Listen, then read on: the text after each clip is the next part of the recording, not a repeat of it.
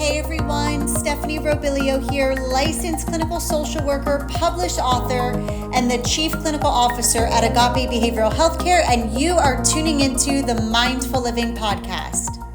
Hi everyone, welcome back to the Mindful Living Podcast, and as always, thank you so much for connecting with me.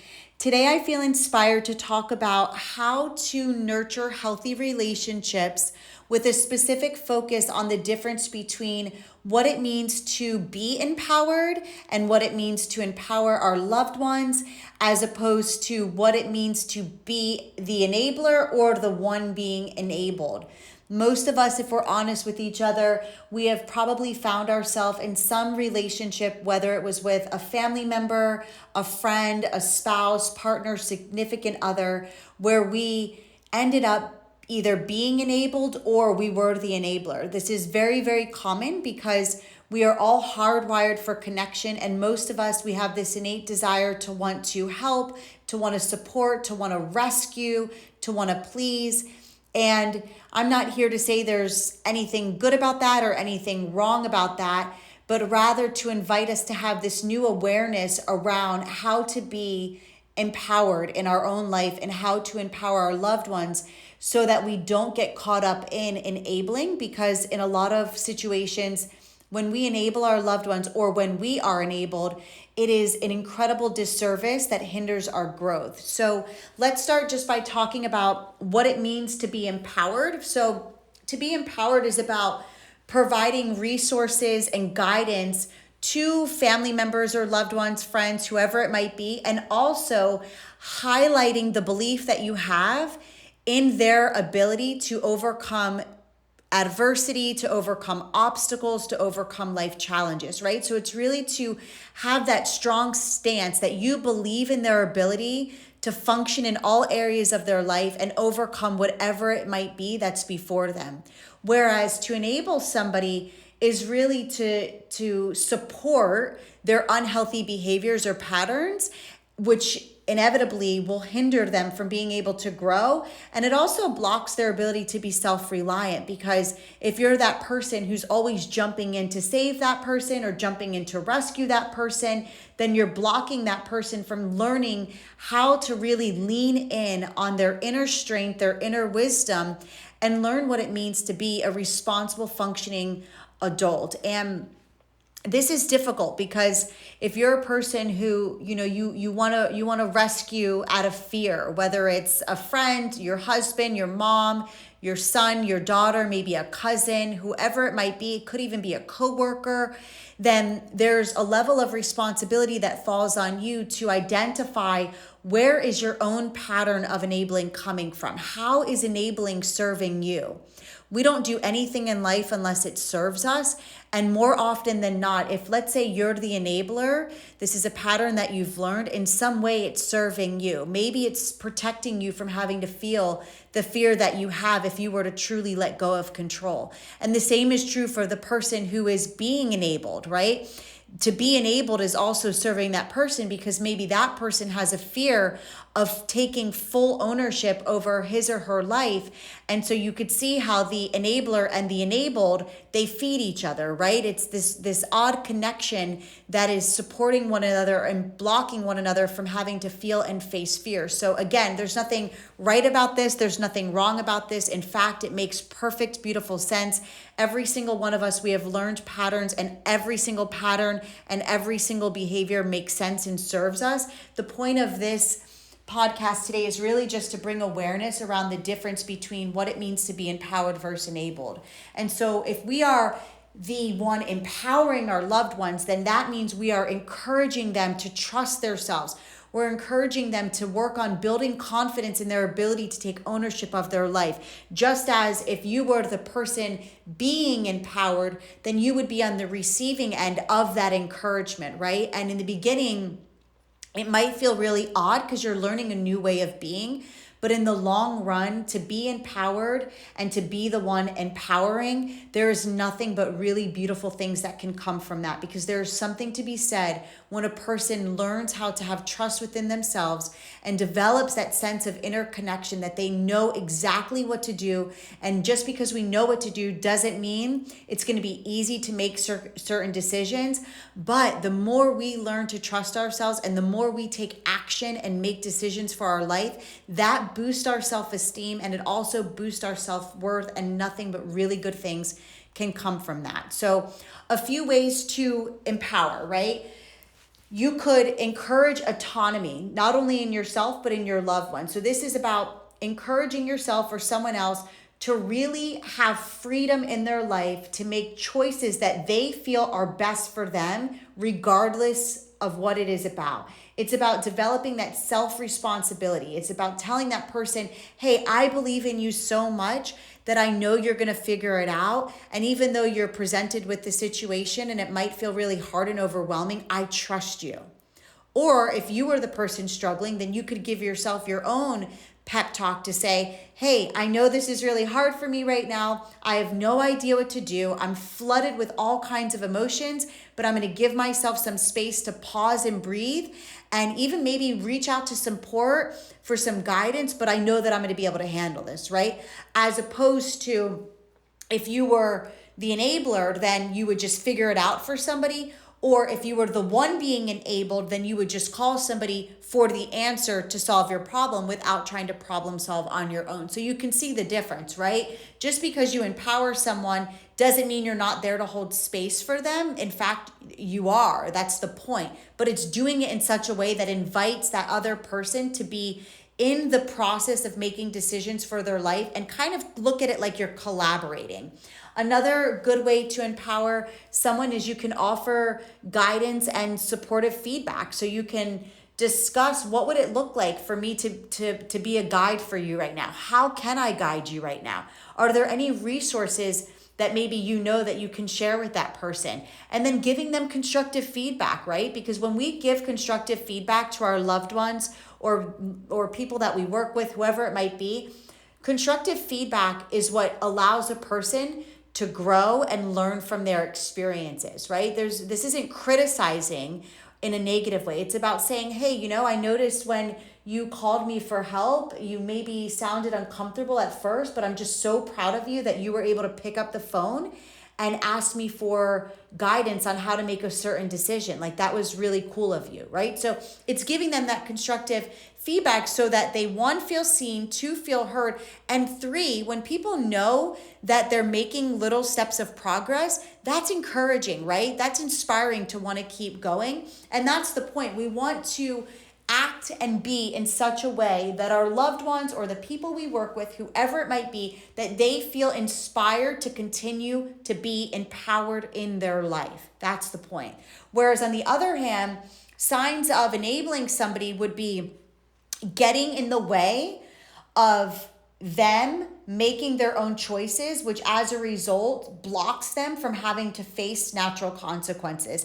Natural consequences are just a part of life. I remind myself this in my own life that, there's a lot of things that I sometimes don't want to do, but if I don't do them, I know that there's going to be a consequence. And the same is true for all of us. Let's just say you wanted to say, screw it, I don't feel like paying my rent this month and next month because I'd rather use that money for something else. And if you're tight on finances, like, you can choose not to pay your rent. However, you will also face natural consequences as a result. Right? And that's just the reality. But there's something freeing about knowing that we get to decide what we want to do and what we don't want to do, understanding with every single choice, there's going to either be a natural consequence that comes, or with every single choice, you can start to generate really positive outcomes for your life. And if I were you, I would start to choose the choices that are going to generate positive outcomes for your life, because you deserve to experience positive outcomes. This doesn't mean that you're always going to make the decision that might be best. The way I look at it is there's no such thing as a good decision or a bad decision. Every single decision just brings us different possibilities. But if you practice being mindful and really giving yourself the space to pause, that pause pod is really important. Pause, stop, think, right? Give yourself space to think about different outcomes, think about the possibilities, and then make the best decision you can with the information you know. That's really, really important. Another sign of enabling is the rescuing. This is something that resonates deep with me as somebody who, you guys who have been connected with me, there was a time in my life that I really struggled with the pattern of people pleasing. And with that would come the rescuing, because I would rather rescue and save somebody because the fear of them having to deal with their own consequences, or my fear that they didn't know how to manage their emotions. But really that was just my own projection, right? And so when we rescue somebody, it's really telling a story about us, and it blocks that person from having to figure out their life or figure out the solution to their own problems. And this does that person a huge disservice, because we rob them of their own ability to learn skills that are going to support them in becoming a functioning adult, a member of society who's able to contribute and give back and live a healthy and happy and fulfilled life. If we always rescue people, we basically say, you know what? I'm just so selfish. I'm going to steal away all the time and space in your life, and I'm going to solve your entire life for you. And I'm not going to give you an opportunity to decide what you want to do your life, because I have to be in control so much that I'm just going to do it for you. I mean, stop and think about that for a minute, right?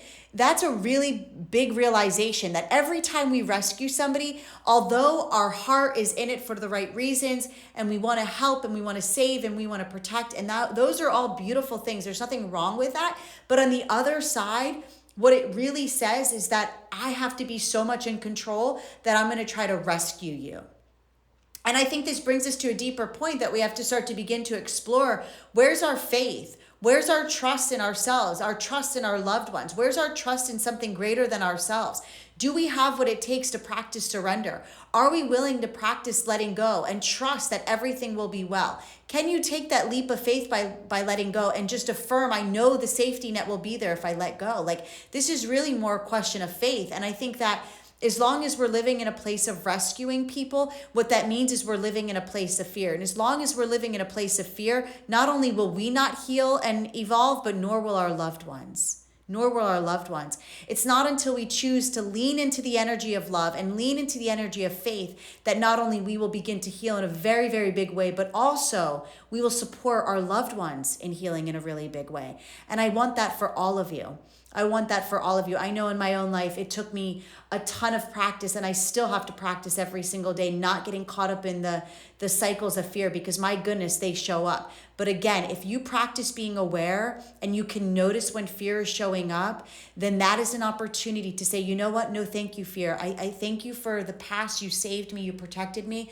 I don't need you in this moment. Instead, I'm going to lean into love. I'm going to lean into faith, and I'm going to let the energy of love and faith be what guides my decision for right now. Just for right now. We only have now. And I guarantee if you can practice this over and over and over consistently, you will find that really big outcomes are going to happen for you in a good way. Another sign of enabling is ignoring boundaries. This is huge, right? So again, I can relate to this, and I'm sure if you're listening, you've had this same experience where maybe with a loved one or a friend or whoever, you shared your boundaries, you made it very clear what the expectations or requirements are, and then that person pushed the boundary and it was hard for you to hold it, so you just let go of the boundary, and then there you were right back into perpetuating the cycles of enabling.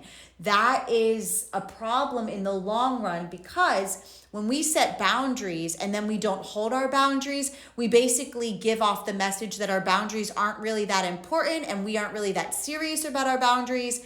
And it basically teaches people people that they can kind of just push our boundaries. They don't really have to respect them. And that would make sense, right? Because if we can't hold our own boundaries, then I'm wondering if that means we don't respect ourselves enough to hold our own boundaries. And it also makes me wonder, do we not believe we're worthy of our own boundaries, right? Because when you know your worth and you respect yourself, even if it's uncomfortable, you're going to hold your boundary. You're going to hold your boundary. So again, whether you are on the receiving side of enabling or the one being enabled, this is an invitation to you to just identify whichever one you are, acknowledge it and own it. Because the moment you own it, that puts you in a position to begin to make these little steps of change that are going to lead you in a direction that is going to feel better. It's going to feel better.